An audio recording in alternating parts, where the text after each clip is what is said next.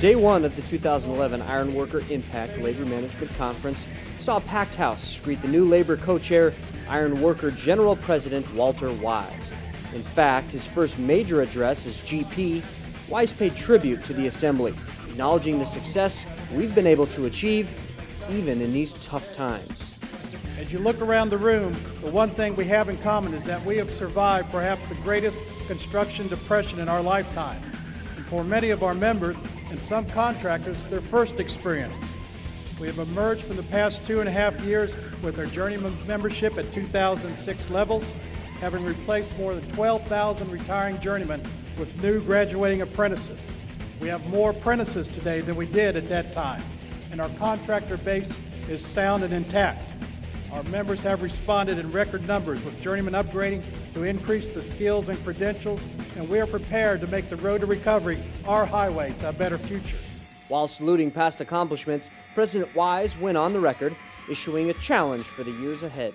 We will double or better our market share within the next 10 years by being the best value in the construction industry, by upholding our responsibilities under the collective bargaining agreements and our standards of excellence. We will make sure that each and every member of our union carries with him the ironworker legacy of being the most productive and skilled craftsman in the industry, because to ignore training and apprenticeship is to ignore the future, and that will never be acceptable to this union. President Wise closed by saying that the road to recovery will have its twists and turns, but that Impact will provide the GPS. With that, management co-chair Bill Brown took the podium, pledged his support to the ironworkers' new leader, and said that Impact's success depends largely on the people at the point of the spear around the country. Impact's role is to help facilitate the conversation and to provide the resources and the platform to develop solutions, and that's what we're here to do today. But most importantly is what happens in your regional advisory boards, and that's where the rubber meets the road. I'm assuming that most of you are here, are engaged in some way in an RAB. Please continue that. I know it's harder and more difficult as the work situation is and what's going on in our economy, but that's where we need your input and we need your help.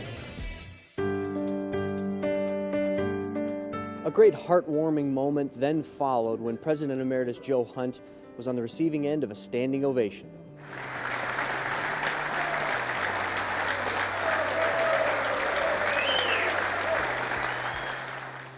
As one of the founders, Mr. Hunt talked a little bit about the birth of Impact.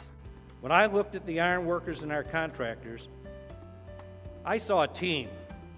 I saw a joint venture. I saw a new business model, because we're all in the same business. We're all in this together. So I sat down with Bill Brown, president of Ben-Hur Construction Company in St. Louis.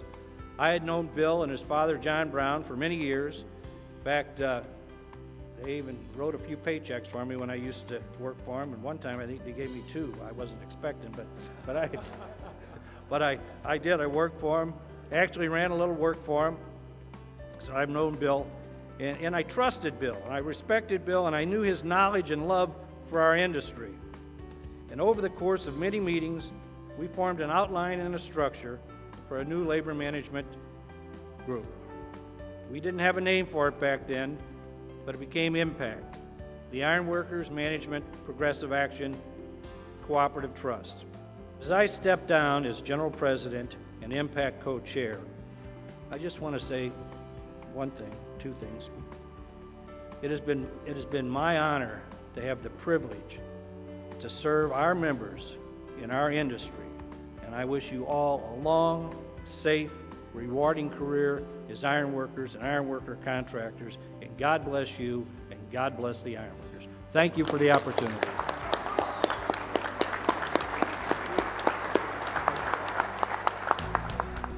Ross Schaefer had the crowd rolling in the aisles during his presentation.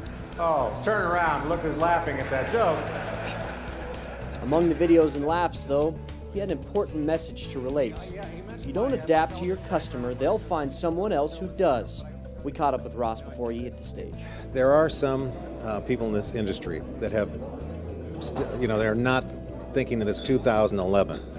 So I'm going to talk about how trends change and how we can't ignore trends, Good example is that Sony Music, while that may not seem like an iron worker topic, Sony Music completely ignored the MP3 and Apple wiped them out.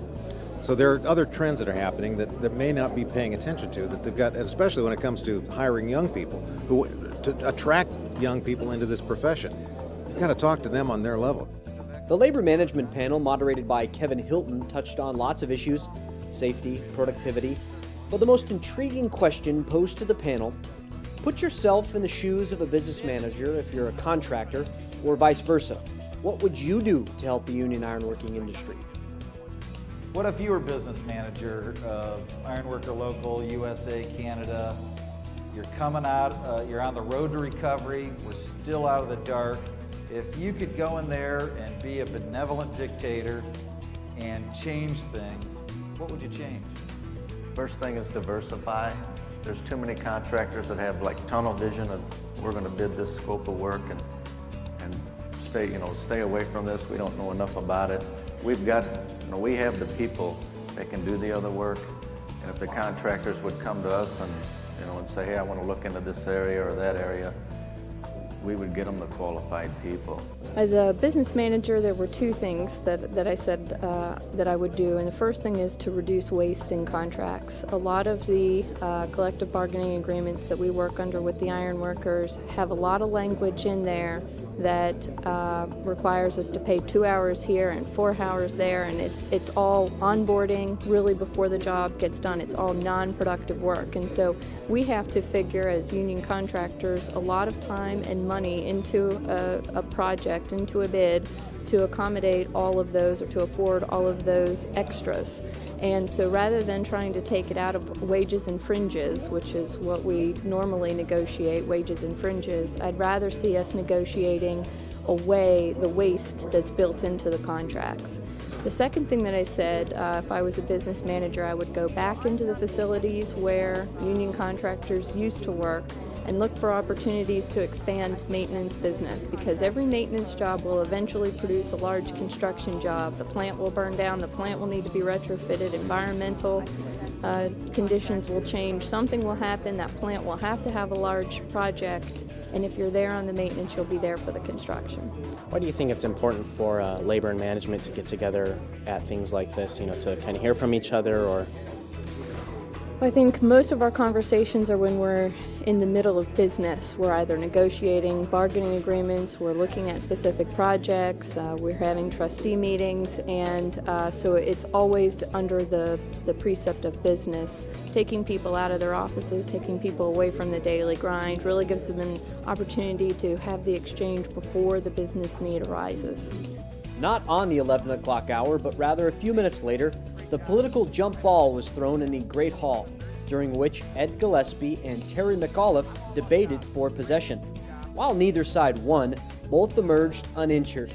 But if not better than before, because at the end of the day, while they don't agree on the issues, they do respect each other. There was a lot of discussion today on your topics, like Walt Wise said, you could talk about it forever. One poignant thing I think you guys talked about at the beginning, being frenemies, you know what I mean? It's kind of that, the debate that goes on. But maybe if you just kind of recap what the overall message from your side of things was today. Well, look, we're at a point in time where the country and the voters have big choices to make, and we heard it here today. There are two directions that folks can go in terms of the government. And one is for higher taxes and more spending and investment at a government level. The other is less spending and holding taxes where they are and trying to spur private sector investment. There's a very clear path, and there's a very clear difference of opinion as to what's the best impact on the country. And that's going to be the nature of the debate over the next 2 years. It's going to be very spirited, and people care deeply and passionately about it. And I think people believe that we're at a point in history where this is a high stakes election. And your counterpoint?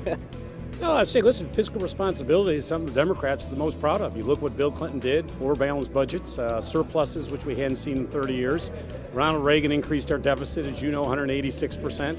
Bush, one, took it up about 68%, and then George Bush Jr. actually doubled our deficit.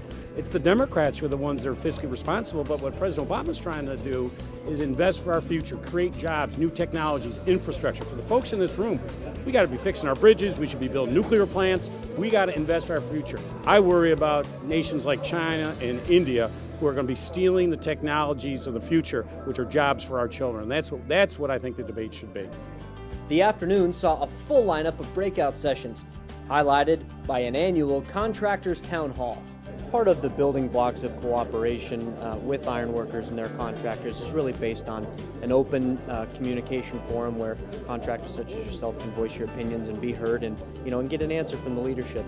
Maybe just talk about your concerns today as it relates to safety in the ironworking industry and maybe a result from that. Yeah, these forums are really good because we get to come here and express our ideas and listen to other ideas relative to what's going on in the industry. There are many challenges in the industry today, and one of the themes that was really prevalent today was safety. Today we have ironworkers OSHA 10 trained, OSHA 30 trained, some even 500 trained.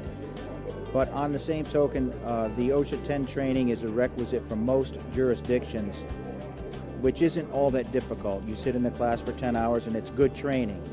But on the same token, I believe that our competitors in the open shop realm can obtain those safety certifications just as easily as we can. And I believe that we can bring this to a new level if we come up with a training program that exceeds the OSHA 10 or the OSHA 30, that provides maybe some physical training and some classroom training that is tested for a certification.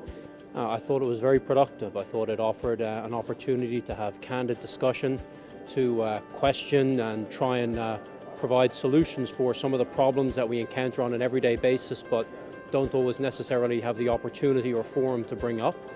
And I think it kind of elevates the relationship between management and labor, in that we can have these discussions in such a frank atmosphere and in such a pleasant atmosphere.